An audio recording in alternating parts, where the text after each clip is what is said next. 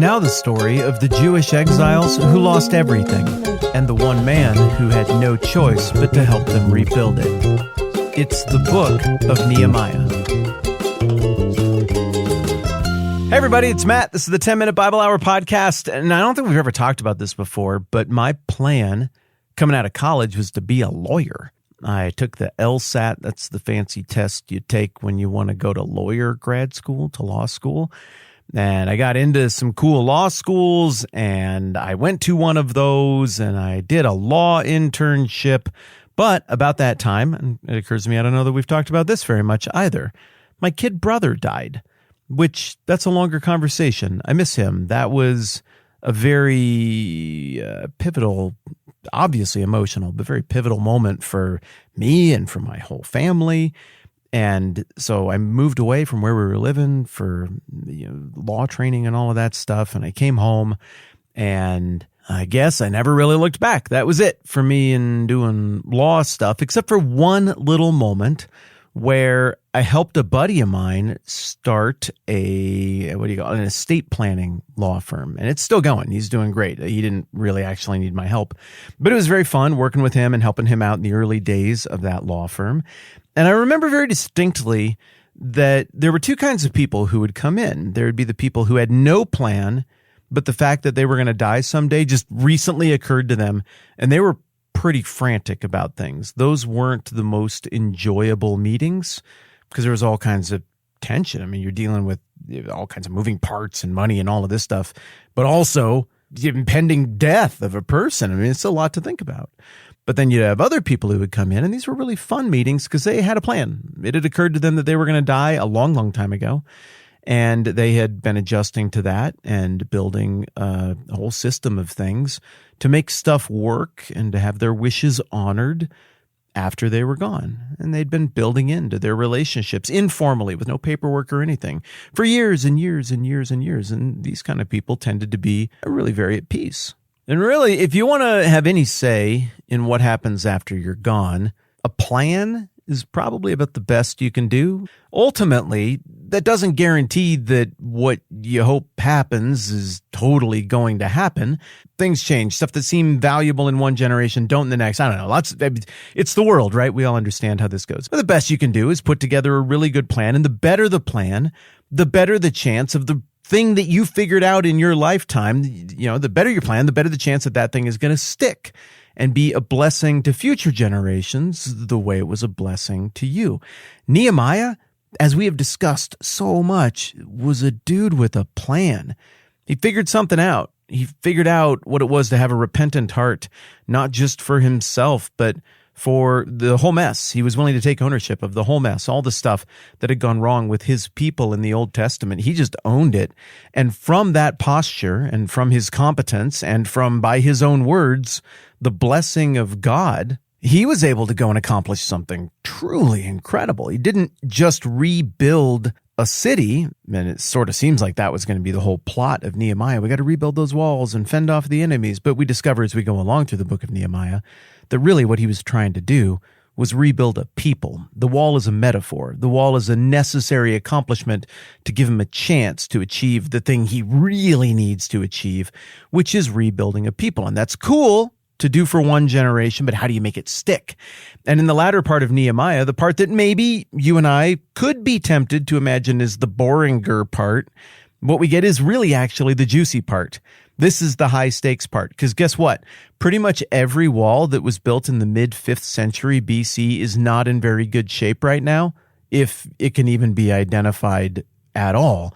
Walls come and go, buildings come and go, but people groups and the values and the beliefs and faith in God, well, that stuff can outlive rocks. That stuff can outlive buildings and governments and achievements. And Nehemiah was a very forward-thinking guy who wanted to achieve stuff like that. So really from chapter 8 on, where we get the reading of the law and everybody showing up for that, and then the people repenting, and then them all making a covenant together to say, we're going to live weird. We're not going to do business on the Sabbath.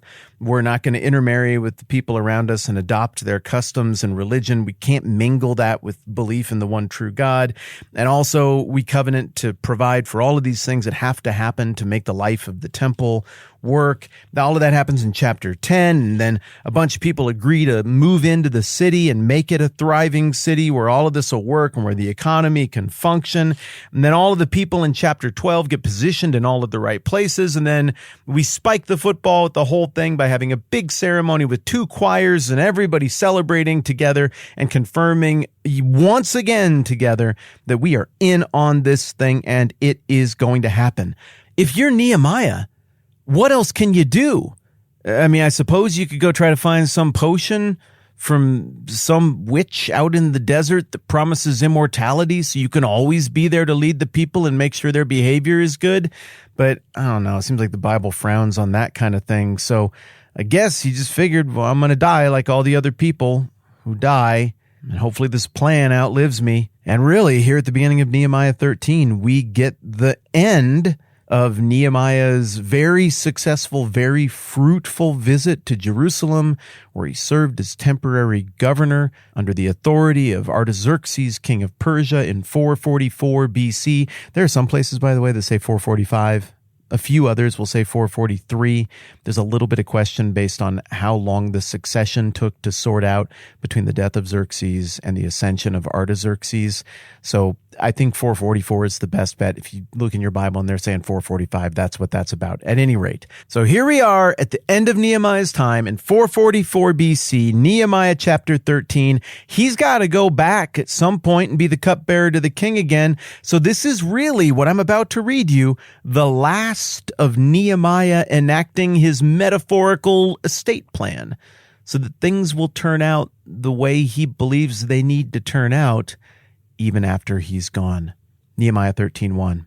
On that day, the book of Moses was read aloud in the hearing of the people. Wow. So we're doing that again. Dang.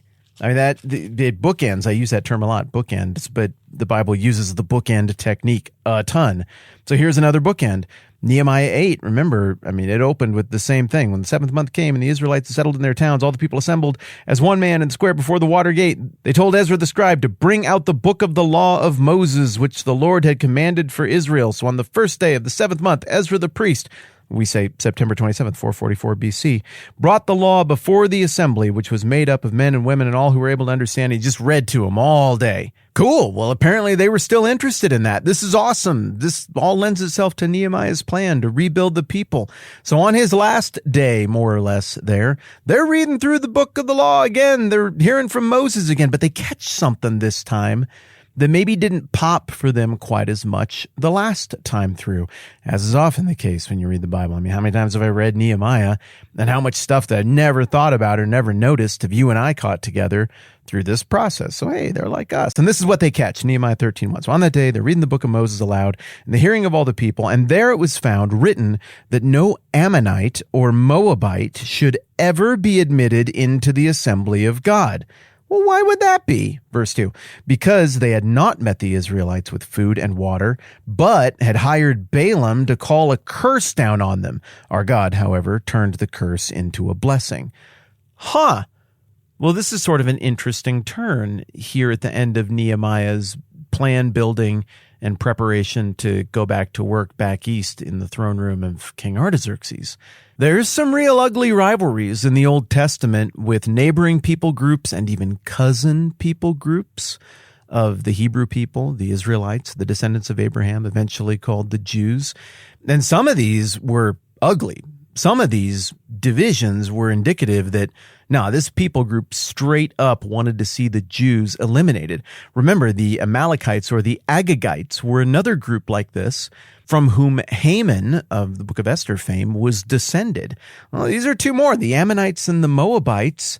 These were people who tried to thwart what God was doing with his chosen people as they were coming out of the desert wandering, toward the end of the desert wandering, after the Exodus, and it got straight up written down that, they're a problem and they don't get to be admitted into the assembly. Specifically, that detail is laid out in Deuteronomy 23, verse 3. No Ammonite or a Moabite or any of his descendants may enter the assembly of the Lord, even down to the 10th generation.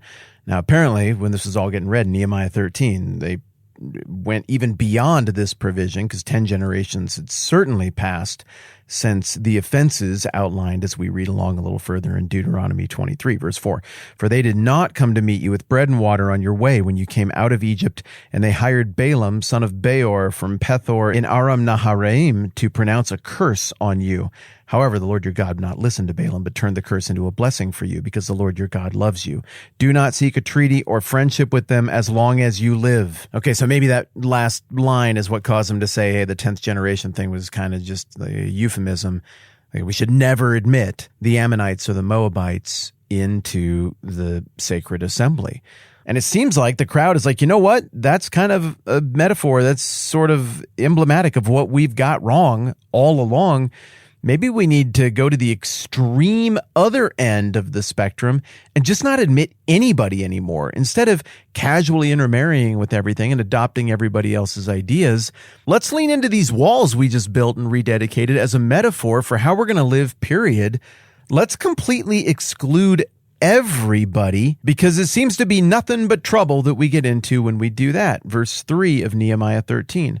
When the people heard this law, they excluded from Israel all who were of foreign descent. And that's it for the events of 444 BC and all that Nehemiah did there. That's all we get. It ends on that note, a note that I think it's fair to say might be a bit of an overreaction.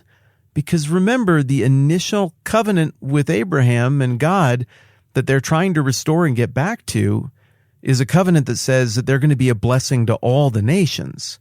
So, okay, does that mean you need to marry all the nations? Well, maybe not. Maybe they needed this degree of total exclusivity to do what they were supposed to do. But it feels like there's maybe an impulse toward hunkering down and barriering up and neglecting that job of outreach, neglecting that job of being a blessing to all the nations as well. The jury's still out on that one. Either way, Nehemiah was only here for a set period of time. Remember, Artaxerxes expected him back, and now it's time for him to go back. What we're going to discover, I think, is that Artaxerxes had probably moved his court, at least temporarily, to Babylon. And so that's the trip that Nehemiah has ahead of him. And this is the state in which he leaves things, with a clear plan for what happens when he's gone. But for the attentive reader, I think we come away feeling really good about what we've seen over the last few chapters, and maybe the slightest question mark about what we just saw there. But I suppose we also come away thinking, well, let's see how Nehemiah's plan plays out when you don't have the gigantic personality and administrative talent and leadership courage of Nehemiah right there in the city, overseeing everything and keeping everyone in line. And next time around, well, we're going to find out how that worked out. I'm Matt. This is the 10-Minute Bible Hour podcast. Let's do this again soon.